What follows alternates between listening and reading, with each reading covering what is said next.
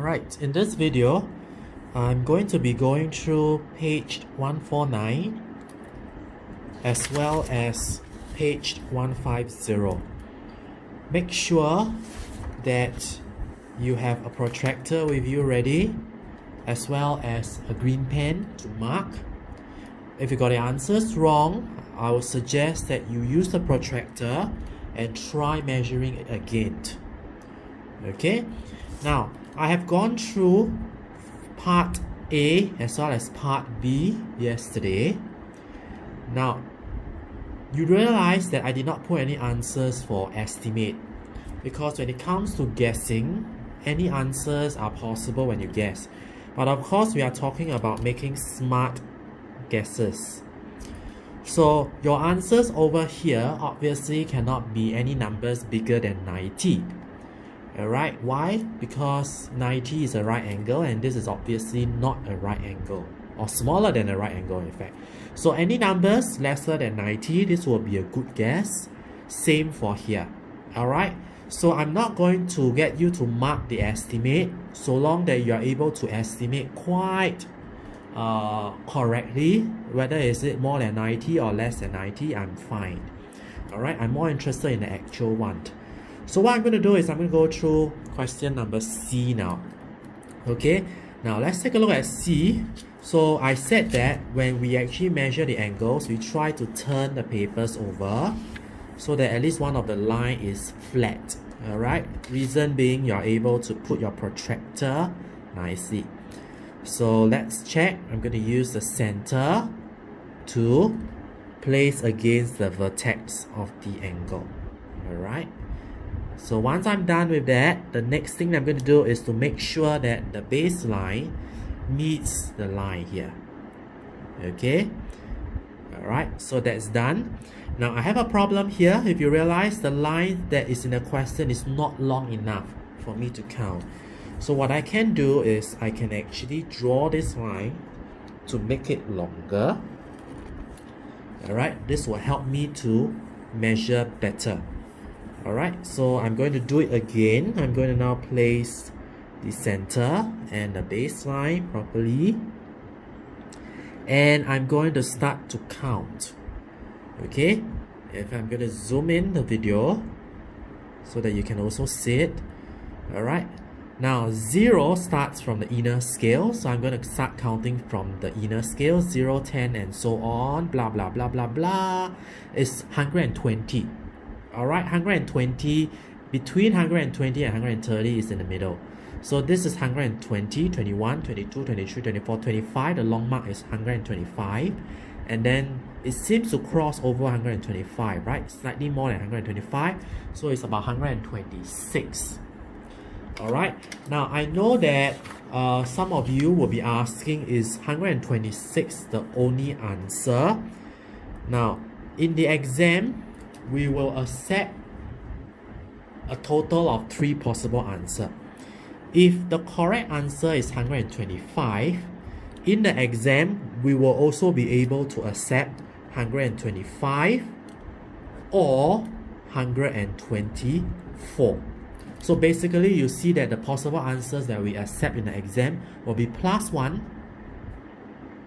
Oh, sorry, my mistake. This should be 127. It will be +1 or -1. So this is 125. So we will accept these 3 possible answers. Okay, if you've gotten any of these angles to these 3 numbers, then it's correct. But if you got 128, I would think 128 is too far away. 124 is also too far away.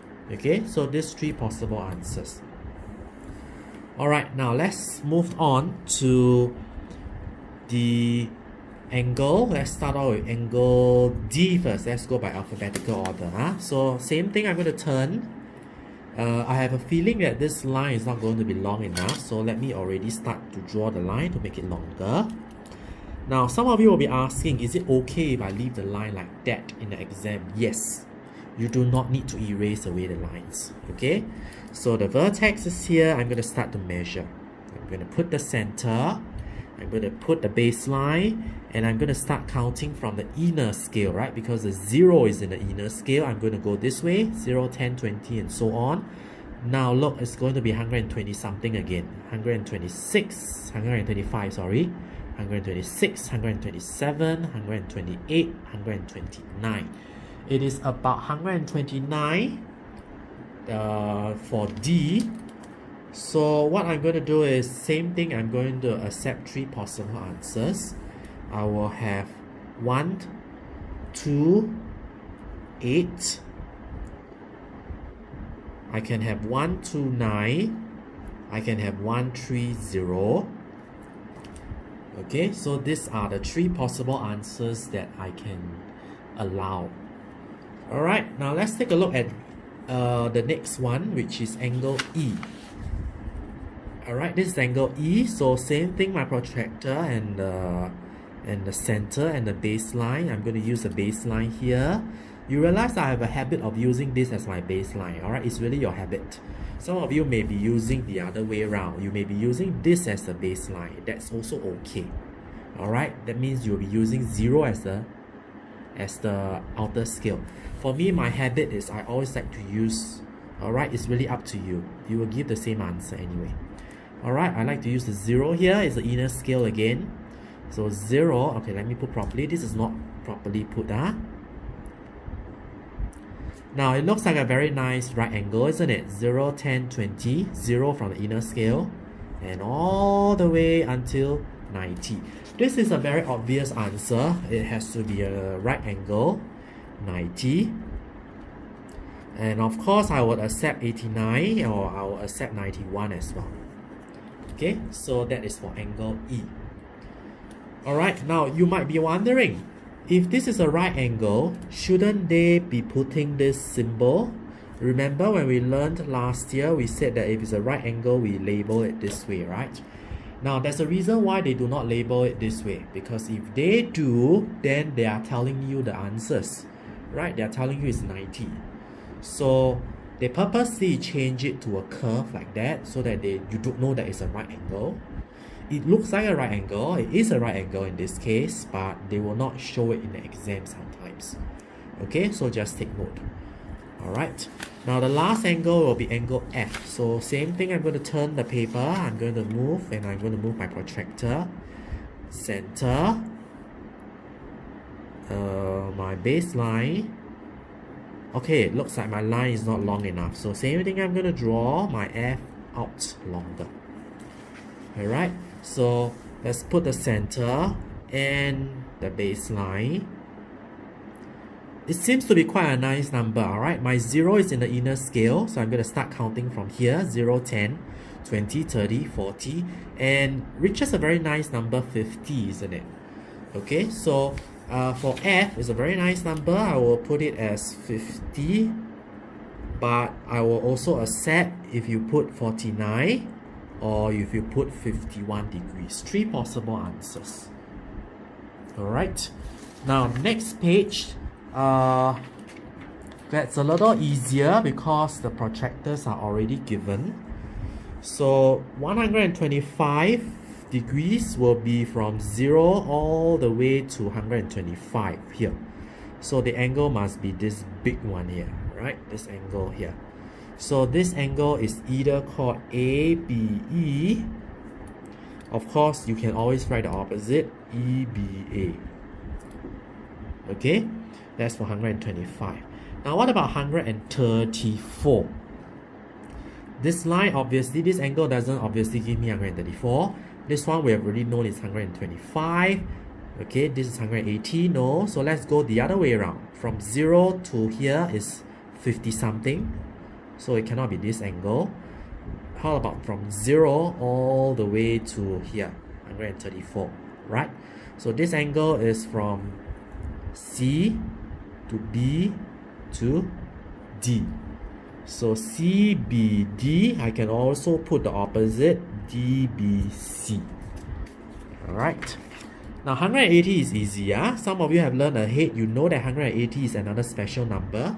It means angles on a straight line. From 0 all the way to 180. or from 0 all the way to 180. So it is a straight line angle. We call it ABC or CBA. ABC, CBA. Now 46. So I see a 46 mark here. Alright, so I will start counting from 0, which is from here. 0 all the way to 46. So the angle will be ABD, because 46 is here. So ABD, or opposite will be DBA. I reverse the letters. Now 55. What about 55? I see a 55 here. So 55 is here. It must have started from this 0, right? So this angle must be from here to 55. CBE. Right? 55. CBE. Or I can reverse it. Okay, EBC. Alright, now to save on the file size, I do not want this video to go too long. I would like you to check against part B very quickly, because I'm not going to go through anymore. If you would like, you can always try to find out on your own. Okay, so this is two possible answers for 162. This one or this one. Okay, VOX or XOV. Okay, let's carry on. XOZ or ZOX. Okay, the last one, VOY or YOV. Now, can I suggest that if you have gotten any of the questions wrong, go and re-look at the pictures again. Okay, so that's it for this page.